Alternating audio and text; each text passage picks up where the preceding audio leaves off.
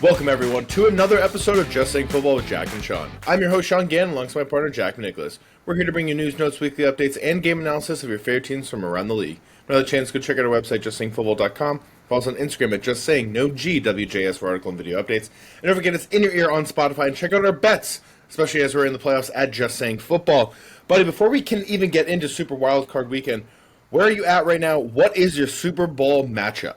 Yeah, man. Well, when I'm looking at all these games that we have this week and the two teams with buys, Kansas City and Detroit, I got to say, I still really love Detroit coming out of the NFC. I think that possibly, they are the team to beat. They're number one right now. I think it's just hard to outscore them. So I am going to, with the rest, take the Lions, my NFC pick. And then I'm going to take the Ravens, who I've been riding the Super Bowl pick. I'm going to take them. I think it'd be an awesome matchup to see this Lions offense versus this Baltimore Ravens offense. So I'm psyched. I think that, Lamar versus Jared Goff could be a good one. All right, absolutely. I got to agree with you on the NFC. I'm going with the Lions. They just ripped my heart out this past week as a Vikings fan. But I think it's a testament to who they are as a team and what they're able to do. Maybe the Eagles. Just want to throw that out there right now. Yeah. Maybe the Eagles throw a bet on them. A little sneaky sauce in there. And then AFC, I do want to go with the Ravens, but my heart of hearts, I think it's Josh Allen's year. It's the make or break year. You know what I mean? We saw Joe Burrow a few years ago in the Super Bowl, and I think now it's Josh Allen's time. It's no longer going to be Patrick Mahomes. I don't know if Mahomes and them are even going to make the AFC Championship game, so I'm just going to put that out there as well. Yeah. See what they're playing next week. But let's jump into our Super Wild Card because we have some news and notes coming up for you guys. Like you mentioned, Kansas City and Detroit have the number one seeds in their bye. Mike Evans just tied Jerry Rice for the most consecutive seasons with 1,000 yards at 11. Congratulations to him. Ezekiel Elliott just signed with the Los Angeles Chargers practice squad. He's hoping for a deep playoff run, it appears. Daniel Jones is activated to the Vikings roster. The Vikings can get compensatory picks if he's drafted or if he's picked up by somebody else in the offseason. Jalen Hurts is trending in the right direction, Eagles fans, so do not worry as they face a tough Packers defense. Doug Peterson has been relieved of his duties as head coach for the Jacksonville Jaguars. Gerard Mayo is gone for New England. Mike Vrabel is one to keep out there. Antonio Pierce has also been relieved of his duty from the Raiders. A lot of coaches getting fired right off the rip for the regular season. Just want to shout out, though, New York Giants are expected to retain both Brian Daboll and Joe Schoen. They also have the number 3 pick in the 2025 draft, so keep that in mind with everybody. And the NFL is currently monitoring the wildfires going on in California and how it could affect the Vikings and Rams game. If the fires get too bad, they are going to head to Arizona, and they'll play it there at a neutral site. At the moment, the fire hasn't reached Inglewood, and we are keeping our thoughts and prayers with everybody out there. Hopefully everybody can get out of there and get to safety. All right. Let's jump into our Saturday games. Yes, there are Saturday games. The Los Angeles Chargers make their way to Houston to take on the Texans. Chargers are favoring this one by -4 with an over-under here of 42.5. Buddy, what are you thinking? Can C.J. Stroud get another playoff win in only his second season? Yeah, I think that C.J. Stroud is more than capable of doing that. But, I will say that this team has kind of let us down in the last few weeks. I feel like it just hasn't been the same for them. So I'm going to go directly with the Chargers. I think Justin Herbert, just the way he's been playing the last few weeks, has been great. And, I think that I can trust them more on the road than I feel. The Texans need a bounce-back week. We just haven't been able to see it over the last 3 weeks. Love Ladd McConkey in this matchup as we've loved him all season. Still going to monitor kind of Dobbins. He didn't really get things done last week. But I am expecting Quentin Johnson to kind of go over that 3.5 catches threshold. We saw that as his line last week. The guy had almost 200 yards last week, so you got to give a shout out to him. Yep, I'm looking at this game, and as much as I want to pick the Texans, I love C.J. Stroud. They got a lot of injuries, and that offensive line has been struggling. We've been seeing it week in and week out, especially on the interior. It's just been happening for them. Right now, the Chargers are 6th in sacks, 7th in pass yards allowed in the game, and 14th against the rush. This is a very good defense. It is an underrated defense. They have an opportunity right now, I think, to really make a mess of the Texans. I don't know if they can effectively move the ball down the field with the passing game consistently. They're going to need a lot out of Joe Mixon, a lot out of Dameon Pierce. We saw him rush for a lot of yards last week. I'm looking at this game, and I trust the Chargers. I trust Harbaugh. I think Ladd McConkey's going to have a great game. Let's see what Quentin Johnson can do, who had a pretty good second season after a rough rookie season. But I like the Chargers in this one. I'm so sorry, Texans fans. Moving this right along, Pittsburgh Steelers making their way to Baltimore to take on the Ravens. Ravens are favored this by -9.5 with an over-under here of 45.5. AFC North showdown in the playoffs. We love that. What are your thoughts?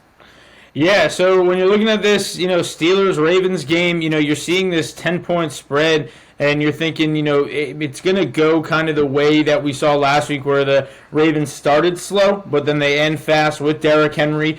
I do see, Pittsburgh doing, enough to put up a fight there. It kind of seems like a sneaky number. Just the way Lamar has played this year, throwing 41 touchdowns, it's hard to really be able to doubt him. And the Steelers have slowed down, in my opinion. I love what the Steelers have put together. I don't know what George Pickens was doing last week. 6 targets, 3 drops, a bunch of complaints from coaches and his teammates. I think that's a huge problem when your number 1 wide receiver is acting that way. And, the Ravens seem to have it together. So I think right now, John Harbaugh could outcoach Tomlin. But, Tomlin as a dog has been dangerous. So the Steelers are close. I'd keep a live bet watch on the Steelers. A 4-game losing streak going into the playoffs is not what you want to have, and including a loss to the Ravens just a few weeks ago.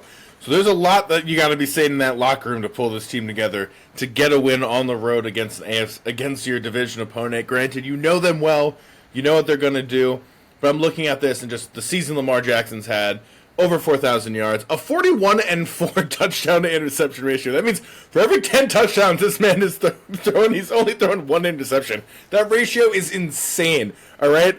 5 years ago, 6 years ago, people were saying he should be a wide receiver. Look at this man now. He could win his 3rd MVP. It's very possible. Potentially Josh Allen, though, depending on where you're at. But I'm looking at this. Baltimore's been playing great. Kyle Van Noy, 12.5 sacks on the season. The defense has really stepped up the last few weeks. They're doing everything right. They just held the Texans' offense to 2 points a few weeks ago. Everything, I think, is building up for some momentum for them to go deep in this playoffs. I like the Ravens in this one. I'm sorry, Steelers fans. We'll see what's going to happen with your quarterback situation. Rumor is Russell Wilson might be backing down again. So, little extra Russ season. I honestly didn't play as bad as we thought he would. No, not as good. Maybe we're going to see a little bit more Justin Fields in this. Who knows? Let's get into our Sunday games. We have the Denver Broncos making their way to Buffalo to take on the Bills. Another big spread here. Bills are favored this by -8.5 with an over-under here of 47.5. We are some true believers up in here, and we were right. They made it to the playoffs, the Broncos. Can they get the win? I don't know, man. Buffalo, they are not an easy place to play, especially this first round. We've seen better teams falter. This Broncos team definitely moving in the right direction, and it's good to see that Sean Payton has his quarterback. But on the other side, you mentioned at the beginning of the show, one of the most dangerous guys in this playoff is Josh Allen. This Bills team has done nothing but outscore and beat teams all season. The competition's about to be taken to that next level right now where you have to understand you're probably not going to blow this team out. Denver's kept pace with a lot of good teams. Pat Surtain has been shutting people down. Not really sure what he's going to be doing, but I know you'll get into that. But I will say that, Bo, obviously, amazing fact that he got here with, pretty much just Cortland Sutton on his offense and kind of, just running their offense properly. Josh Allen, he really should be the MVP this year in my eyes. So it's going to be hard to bet against him. I put it on the Discord, but one of my legs for an anytime touchdown this Sunday is going to be James Cook, -143. I love that play. I'm looking at this, and I think that the Broncos have had such a great season. Bo Nix, 29-12 touchdown interception ratio, over 3,700 yards. You couldn't ask for much more out of your rookie, right? Yeah. Played a great one, led your team to the playoffs. There's 2 rookies in this playoffs. It was a great quarterback rookie class, it looks like, at the moment. But it's always Buffalo in the wild card round, so dangerous. It's so hard to beat them at home. Yeah. I can't imagine that they're going to lose this game. The Bills fans are going to be going crazy. We've seen the season that they've been having in Buffalo. I do think it's going to be a Josh Allen game. I think whoever Surtain has, whether it's Keon Coleman, whether it's Khalil Shakir, you got to rely on the legs of Josh Allen in this one. I think it's going to be very hard for his wide receiver 1 to get open. So it means Dalton Kincaid, we're going to need a lot from you. That means Dawson Knox will need a lot from you as well, and from the run game and James Cook. But I'm looking at everything this Bills offense can do. I do like the Broncos to cover the spread in this one. They have a great defense, and this offense can put up points. So definitely take the spread on that one. I wouldn't be surprised if it's something like a 27-24 win by the Bills. So just keep that in mind when you're making your bets this weekend. Moving this along, we have the Green Bay Packers making their way to Philadelphia to take on the Eagles. Eagles are favoring this one by -5.5, and I will get the over-under here in just 1 second. But moving this into my question for you, is there any chance that the Packers can win this game to then take on the Lions next week for me, so that way I don't need to maybe see the Lions at all in the playoffs? I think it could be possible, but there are things that definitely got to happen for you guys as well. I think that with Green Bay, it could be like you said, the solution to your problems as a Vikings fan would be them taking out Detroit. Both of these teams are kind of the two teams that you think can destroy Detroit. If they go play them. I think that this is going to be a hell of a running back matchup, though. We got Josh Jacobs and we got Saquon on the other side. Both kind of well rested going into this. I said it to you before, but I'll say it again here on camera that I genuinely think that the Packers were playing a little better without Christian Watson this year. Unfortunately, he tore his ACL last week, but I can only really see this being a very big Jaden Reed game. Tucker Kraft, you've seen how he's evolved with Jordan Love this year. And I will say that, Philly does have, with Jair Alexander still out, have a huge advantage in the pass game. We'll kind of have to see what, Jalen Hurts is going to look like for this. But I love Devonta Smith touchdown. I like the Eagles at home 5.5, and I like the over 45.5 in this game. And this is actually probably going to be one of the, least expected but more entertaining games of the weekend. Yeah, absolutely. The over-under here is 45.5, by the way, for everybody out there. The Eagles' defense has just been electric all year. They're the number one defense in yards allowed. They've just been playing great. The rookies, Keanu Mitchell and Cooper DeJean, fantastic. Just have absolutely changed this defense in just one season. I think with the addition of Jalen Hurts, it's only going to make him better. I do like this as an over 45.5 one for everybody out there. I do think that Jordan Love, it was precautionary when they took him out. Matt LaFleur talked about that. You don't necessarily love the last two losses that you had. Yeah. But sometimes it happens. It's still a good team, and I trust this team. Xavier McKinney also has a lot of familiarity with the Eagles and what they've been able to do with this time at the Giants. It's something to keep in mind. I do think this game will be pretty close. I kind of like the Packers to cover the spread at this one. I am not necessarily rooting for the Packers, but I'm hoping in my heart of hearts that they win. So it's just an automatic. They face the Lions. Now I can just worry about just the Vikings. But I do think that the Eagles are going to win this game. I think they're the better defense, the better offense. They have all the playmakers. I think this is a season for the Eagles to potentially win a Super Bowl, as much as I hate to say that as a New Yorker as well. Moving this along, last game on our Sunday docket, Washington Commanders make their way to Tampa Bay to take on the Buccaneers. Buccaneers are favored this by -3 with an over-under here of 50.5. That is a huge over-under here, my friend. Playoffs. It's the playoffs, so that means it's just going to be points galore. Do you think that Jaden Daniels, the potential or probable offensive rookie of the year, can get a win in his first season? I want him to so bad. I've been talking I was talking so trash about Jaden Daniels, and I kept saying earlier in the season, he made me eat my words, and he's been a great quarterback. This Washington team is really well put together. They've had a couple of injuries, but everything else, has really been working for them. They had a little roughness there after that Hail Mary, but now you got to go into Tampa, where Tampa has played pretty well this year. Baker, getting into the playoffs and just kind of being that guy Tampa needs for you right now. I think the experience here kind of, pushes into Baker's favor, especially having Mike Evans come off that big game, having Jalen McMillan emerge the way that he's emerged. Jalen McMillan is going to be my third anytime touchdown, along with Devonta Smith and James Cook. But I will say, I have a lot of faith in what they've done on the Bucs offense.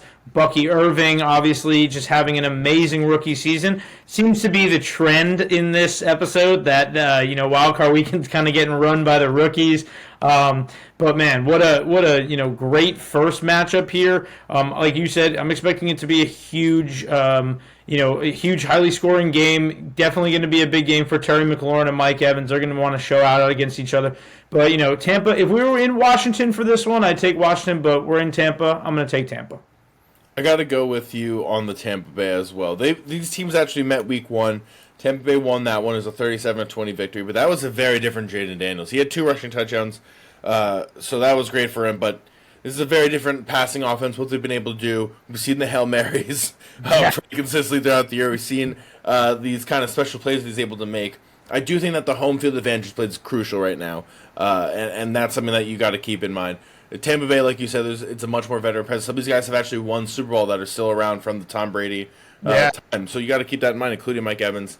They're getting Antoine Winfield back. That's a huge upgrade for this defense. It's really going to help them out in attacking Zach Ertz and attacking Terry McLaurin, these kinds of things. So also keep that in mind. I'm liking Tampa Bay in this one, but it would also be a great win if Washington could win. Again, as a Vikings fan, there's potential automatically as the 5 seed for one of them to just go to Detroit, which would avoid us having to do that, which brings a great segue into the game that I'm most nervous about. And it's on Monday night when the Minnesota Vikings make their way to LA to take on the Rams. Minnesota's favored in this one by -1.5 with an over-under here of 47.5.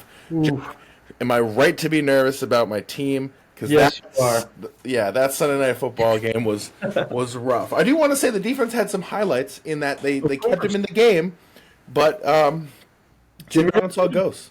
Jahmyr Gibbs last week all over him, and that doesn't sound great for the Vikings going into this one when you got a healthy Rams team coming off some rest. We've seen Cooper Kupp struggle these last few weeks, and I'm expecting him to kind of hopefully either, for the Vikings' benefit, stay there so that they can just deal with Puka. But, playoff Cooper Kupp is a dangerous man, former Super Bowl MVP. So I think no better time to get right. Him and Matthew Stafford definitely been working the last 2 weeks.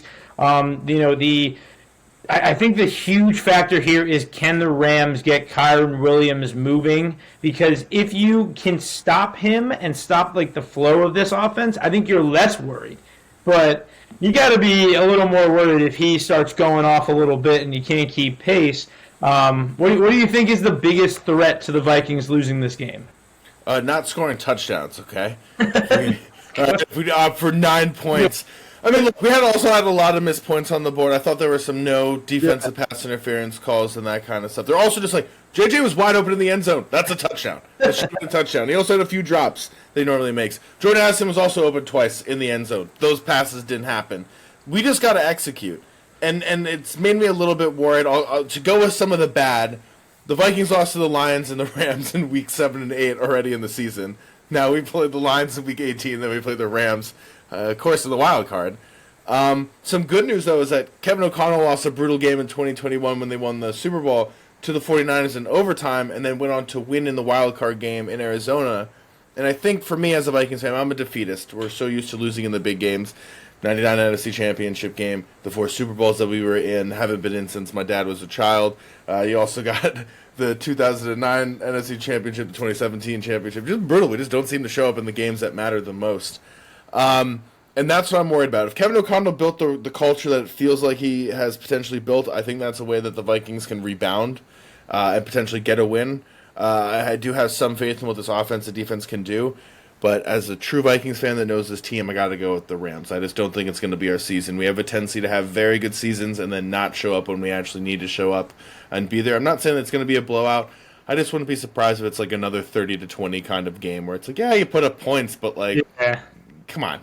What's happening? It's tough because you've seen the Vikings this year keeping pace or even making people keep pace with them. And the Rams, we know that they've had their struggles with injury, but now that they're fully healthy, it's almost like that there is that level where they can take it as well. You both have that all season, and the Vikings have kept it constant. But what the Rams can do, how they can beat you with multiple guys, I think that the Vikings, they've adapted that, obviously, into their offense. Kevin O'Connell coming from Sean McVay. Also, a little fun there. But I think that it could be, again, a huge game for the offense for the Rams. I'm interested to see how, the defense, this kind of young Rams defense is handling, this Vikings offense. I think that could be a huge X factor for you guys. I'm going to take the Rams because they're at home and the Vikings got to travel and they're coming off that loss. I truly do think if this was in Minnesota, down the line, if Minnesota won last week, I truly think they would get them. But the Rams right now, just coming off rest, not traveling, all stuff going on in LA, it's a tough spot for the Vikings to be in. They're favored, though, so, don't want to doubt it. But, if you want to ride the Rams with us, take a nice dog play for Monday night. I did send out a bet in the Discord already. Just take a look there. Just keep in mind. Look, I'll be watching the game. I do think JJ has a great game. I think this will be a bounce back, slightly offensive game. I just don't think when we're going to make the plays that we need to, we will make them. But that's all the time that we have. Thank you, everyone, for listening. Thank you, everyone, for tuning in. Super WildCard Weekend, we got a ton of playoff stuff. We got some also, we'll give you guys our awards for the season coming out, so just keep that in mind. Yeah, we got a lot coming for you. This has been awesome this season. Thank you guys so much for all your support. Just Saying Football on YouTube, on Discord, on Spotify, and Just Saying with no GWJS on Instagram. Make sure to follow us there. Just Saying Bets. We got you guys covered for all the playoffs, and this is going to be a great one. Enjoy.